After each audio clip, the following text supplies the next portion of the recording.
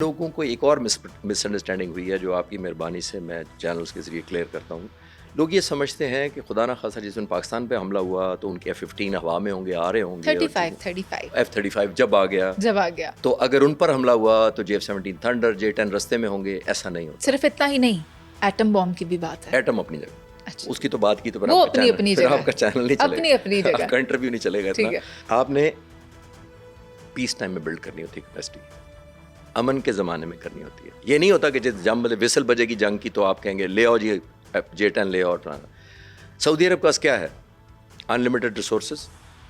पाकिस्तान के पास क्या है? अनलिमिटेड रिजॉल्व, हौसला, training, passion. Marry the two, get the result. Peace time में ये गलत परसेप्शन है कि हमें वो उस वक्त हम जाएंगे जब सर हमने इन दोनों की शादी करवा दी थी और एक फौज भी बनाई थी राहील शरीफ साहब की क़यादत में। मैं तो चाहती हूँ कि मौका आए कि उसको इस्तेमाल किया जाए और उसकी क़यादत फील्ड मार्शल आसिम मुनीर साहब के पास हो, तो फिर हम देखें कि हम क्या वंडर्स कर सकते हैं। नहीं, अभी तक तो देखिए यही मुआहदा अगर काम कर जाए तो शायद और किसी फोर्स की ज़रूरत ना पड़े। और आपने जैसे मैंने कहा कि आपने एक बॉन्डेज दिखानी है, रिजल्ट दिखाना है, पीस टाइम में दिखाना है। मेरा जोर इस पे है। जंग के दिनों में आपको दुश्मन आपको टाइम नहीं देता। आप बताइए, चलें आखिरी बात इस सवाल के जवाब में। रात को 12:30 बजे जब आपके बॉर्डर पे 85 जहाज़ रात को उड़ रहे थे, आ रहे थे, हर एक के ऊपर 4 से 6 मिसाइल लगे होते बियॉन्ड विजुअल रेंज, तकरीबन 350-400 मिसाइल लेके आ रहे थे हमलावर करने। उस वक्त आपने सऊदी अरब को कॉल करना था अगर हमारा मुआहदा हुआ होता। किसने करना था? हमने करना था खुद। हमने करना था। This is what I am saying. अभी भी हमने किया है, हालांकि हम पर दबाव था, जवाब नहीं दो तो, पर हमने देना था। तो हमने कोई OIC का इजलास नहीं बुलाया ना, अल्हम्दुलिल्लाह। हमने अगले यूनाइटेड नेशन से कंडेम नहीं कराया, हमने अमेरिका से वीटो नहीं कराया, हमने बुरा भला नहीं कहा, हमने डिप्लोमेटिक मूव नहीं की। पहले मारा, उसके बाद दुनिया से कहा हाँ जी क्या करना है। और अभी हम अफगानिस्तान के साथ भी इससे कोई मुख्तलिफ काम नहीं करेंगे। ना गाना में देखें आप क्या किया। हमने तो आपके साथ जाते जाते आकर बैठ गए कि हम पीस टॉक करेंगे। आप हमारे नेबरिंग कंट्रीज हैं मगर वो हम की बात नहीं चाहते। मगर अब हम क्या वाना का जवाब देने के बाद फिर सोचेंगे कि हमने क्या करना है, बिल्कुल वैसे ही जैसे भारत के साथ किया था। देखिए, मैं भारत से इसको इक्वेट नहीं करता। इधर जब भी होगा, जितना हुआ भी है वो अनविलिंगली हुआ है, बाय चॉइस नहीं हुआ, एक्साइटमेंट नहीं हुआ। मुत्तकी की स्टेटमेंट्स तो बाय चॉइस और बाय विल थी ना। नहीं, उनको कर लेने दें। हमने अपना स्टैंस रखना ना। हम दूसरे को मुंह लाल देख के हम अपना मुंह लाल नहीं करते। हमारा अपना ग्रेस है, हमारे मुल्क की एक अपनी फॉरेन पॉलिसी है, हमारी एक नेशनल इंटरेस्ट है।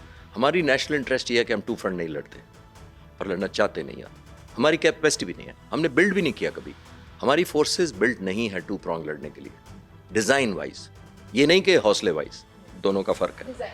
डिज़ाइन वाइज नहीं करते कि डिज़ाइन होता है ना कि हमारी ये फौज इधर है, इतनी कोरें उधर लगेंगी, इतने फाइटर जहाज़ यहाँ हैं, इतने फाइटर जहाज़ उधर। नो, एम्प्लॉय होगा। और अभी भी मैं कह रहा हूँ कि अभी हमने जो किया है बाय अनविलिंगनेस किया है, बाय कंपल्शन किया है, नॉट थ्रू एक्साइटमेंट। और अगर हम मारेंगे भी खुदा ना खास्ता अगली दफ़ा तो हम फिर सेलिब्रेट नहीं करेंगे इसको। हमारा ब्रदर मुल्क है, उनके इतने लोग हमारे मेहमान रहे हैं। और जो मैंने लास्ट प्रोग्राम में आपके क्लियर किया था कि आप मुत्तकी साहब के बात मुझे याद आई, उन्होंने हिंदुस्तान में कहा कि पाकिस्तान हाल देख ले, ब्रिटिश का उनको शिकस्त दी हमने, रूस का और फिर अमेरिका का। तो मैं रिपीट करता हूँ, अगर किसी ने मिस कर दिया तो भाई इन तीनों मुल्कों ने या तीनों एम्पायर्स ने आपके मुल्क पर कब्जा किया था, आपके रिसोर्सेज पर कब्जा किया था, आपकी जगह छीन ली थी। तो हमने तो आपको अपनी जगह दी थी, तो आपका ये हमारे साथ सलूक करे तो हमारा तो डिज़ाइन ही कोई नहीं है। हम इंटरेस्टेड ही नहीं है आपके कब्जा करने में। आप वो कब्जा करते थे तो उनको मगार इनके टेररिस्ट के जो अवार्ड्स हैं उनको टारगेट किया। हमने तो अपनी भी कोई जगह नहीं बनाई जिस तरह रूस और अमेरिका ने बनाई थी। खैर सर, क्योंकि वक्त कम है, मेरे पास 2-3 सवालात हैं।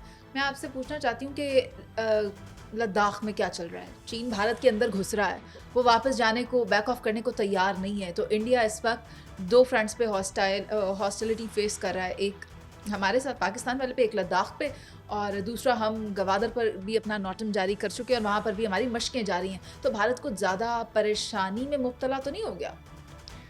लद्दाख का सवाल आते ही आपको एक, फिर मैं बड़ा हिस्ट्री का शौकीन हूँ तो मैं हिस्ट्री से जल्दी हम समझ भी लेते हैं, रिलेट कर पाते हैं। 1962 इन्होंने चाइना के ख़िलाफ़ कन्फ्रंटेशन की थी और 1962 में जवाहरलाल नेहरू प्राइम मिनिस्टर थे उनके, जो फाउंडिंग मेंबर थे इंडिया के। He was the prime minister.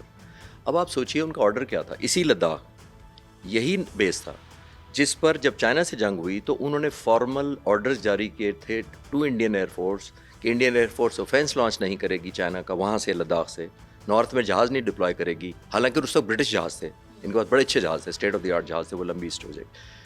2 चीज़ें करेगी सिर्फ इंडियन एयरफोर्स, एक मेडिकल इवैक्यूएशन और एक ट्रांसपोर्टेशन लॉजिस्टिक का काम करेगी। लद्दाख बेस यूज़ होगा, कोई ऑफेंस नहीं लॉन्च होगा। अगर वो हाल उस वक्त था इनका, तो माइंडसेट आज भी वही है।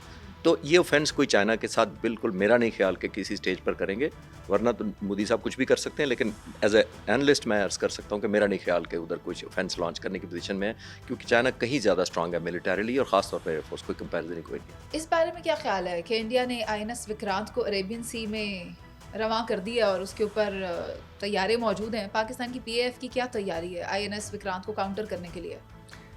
अब मैं लाइटर जवाब ही देना शुरू कर दूं, क्योंकि इतने दफ़ा मैंने सीरियस दिया कि वो लोग समझेंगे कि ये ऐसे ही करता रहता है। विद ड्यू अपॉलॉजी, मेरा ख्याल है कोई वीडियो गेम बना लें विक्रांत की वो, और वीडियो गेम में ले आया करें, क्योंकि रियल लाइफ में तो मैंने 30-40 साल से नहीं देखा विक्रांत को निकलते हुए, नेवर। हम पीस टाइम जब प्रैक्टिस करते हैं, हम जब वॉर गेमिंग अपनी करते हैं, हम उसमें विक्रांत लाने की कोशिश करते हैं, लेकिन हमें ही रिजॉल्व, और रियल टाइम भी यही था बाय द वे। ये जो विक्रांत इस दफ़ा इन्होंने लाने की कोशिश की, क्यों नहीं लाए? ये चंद किलोमीटर लाए और फिर वापस लेके चले गए। पाकिस्तान की बहरिया ने रिजॉल्व था उनका कि हम टारगेट करेंगे, उसके पास उनकी सलाहियत है। पाक फ़िज़ाइया का एक डेडिकेटेड फ्लीट था जिसने टारगेट करना था, ये मैं आपको बता सकता हूँ कि एंटी विक्रांत हमारा मिशन तैयार थे। और वो अपना INS विक्रांत लाकर यू टर्न लेकर वापस चले वो गए। यू टर्न इसीलिए ले लिया था कि सर्वाइवल इसमें था, और अगर विक्रांत डूब जाता तो उनका बहुत बड़ा माइट और करूर डूब जाता, समंदर की तह में चला जाता, कि उन्होंने सोचा कि ये प्राइस कहीं ज़्यादा है। तो इस विक्रांत का मुझे आज तक ना वो समझा पाए हैं कि क्यों लिया था ये। विक्रांत लेना इनको चाहिए था अगर इन्होंने अफ्रीका में जाके जंग लड़नी थी, या कहीं जाके ताइवान के साथ लड़नी थी। हमारे बॉर्डर मिलते हैं, हमारे जहाज़ एक दूसरे तक पहुंच जाते हैं, हमारे सरफेस मिसाइल पहुंच जाते क्या हैं। पता उनके बहरी जहाज इस काबिल ना हो तो उन्होंने सोचा हो कि हम अपने फाइटर जेट्स भी समंदर के रास्ते पाकिस्तान में 12 MiG-29 है मरीज़ वहाँ पे, और फोटो खिंचा लेते हैं अभी। तो फिर लाइटर नोट में हमेशा कहता हूँ यार ये जहाज़ फोटो शूट के लिए रखा है। आखिरी बार फोटो शूट जैसे defend. S-400 वाले सीन में बैकग्राउंड में दिखाया गया जी था, जी वही उसी तरह वहीं से तस्दीक हुई कि भाई हमने टारगेट किया। अभी जो उन्होंने त्रिशूल एक्सरसाइज की है हिंदुस्तान ने, हाँ जी, नोटम जारी किया, ये नोटम जारी 10 नवंबर तक किया। जी जी वो खत्म हुई है अभी खत्म हुई है। त्रिशूल का मतलब क्या है आपको? 3 फोर्सेस का इकट्ठे। नहीं, त्रिशूल का लफ्जी मतलब क्या है? क्या है? त्रिशूल इनका एक वो है हिंदू लॉर्ड शिवा, ये उसका नेजा होता था, उसके 3 मुंह होते थे नेजे के, तो ये वो नेजा वाला था। अच्छा जी वो जी जो उनके भगवान के हाथ में होता है वो होता है। और उसका नहीं, और इसका मतलब क्या है शिवा का? लिटरल सेंस में मतलब है, शिवा उसको कहते थे नेजे को, और उसका लिटरल सेंस है to eliminate evil and restore balance of power. अब ये इस शिवा के थ्रू एलिमिनेट इवल अच्छा एंड रिस्टोर बैलेंस करना चाहते हैं। लेकिन ये इक्वेशन बैलेंस नहीं कर सकेंगे। लेंगे, अल्लाह के शुक्र है। अच्छा, मैं आज पहली बार ये आप ही से सुनूंगी जो मैं आपसे सवाल करने लगी, क्योंकि मैं सुनना चाहती हूँ कि पाकिस्तानी फाइटर जेट्स ने किस तरह इंडिया के कटिंग एज फाइटर को चाइनीज़ गियर के ज़रिए हलाल किया। How did that happen? ये तो एक अलग प्रोग्राम हो सकता है। ये आखिरी सवाल है मेरा। नहीं, बहुत अच्छा सवाल है, बट इसको ये किया था मनीज़े कि अल्हम्दुलिल्लाह, मैंने जैसे पहले भी शायद इनफॉर्मली आपके प्रोग्राम में भी कहा हो, ये वन डायमेंशनल नहीं था।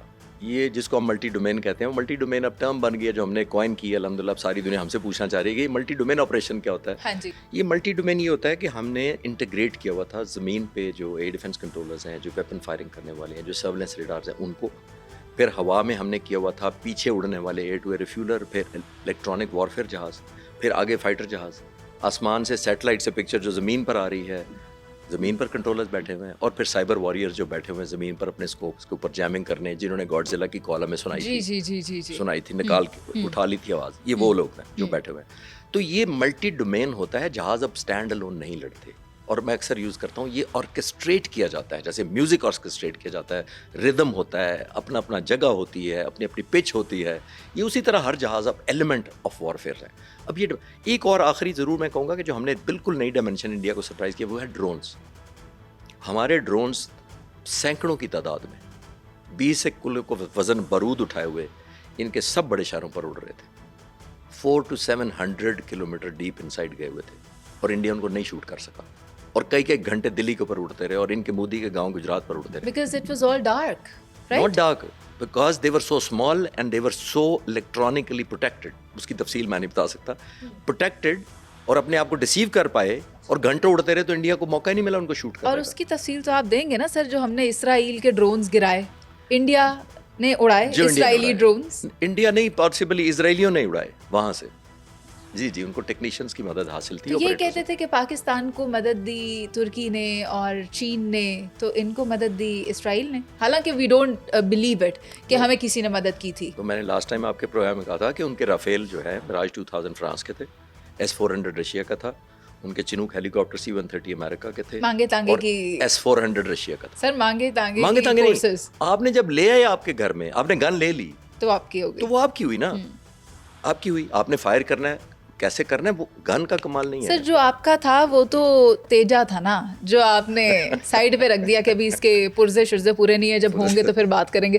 खालिद चिश्ती साहब, गुफ्तगू बहुत इंटरेस्टिंग थी और मुझे ज़ाती तौर पे बहुत कुछ सीखने को मिला, काफ़ी नई चीज़ें, और मुझे उम्मीद है कि हमारे नेबर्स को भी इस पॉडकास्ट से बहुत कुछ सीखने को मिले और एक बार उनकी आंखें खुले और उन्हें पता चले कि असल में उनके साथ क्या हो रहा है, उनके जो सरबराह हैं वो उनके साथ क्या कर रहे हैं, नैरेटिव एंटी पाकिस्तान बेच रहे हैं और प्रॉफिट वो अपनी ज़ात के लिए वोट की मद में ले रहे हैं। खैर, प्रोग्राम का वक्त खत्म हो गया, आपका बहुत शुक्रिया कि आप आए, Always a और thank you very much everyone. मुझे इजाज़त दीजिए, अल्लाह निगहबान।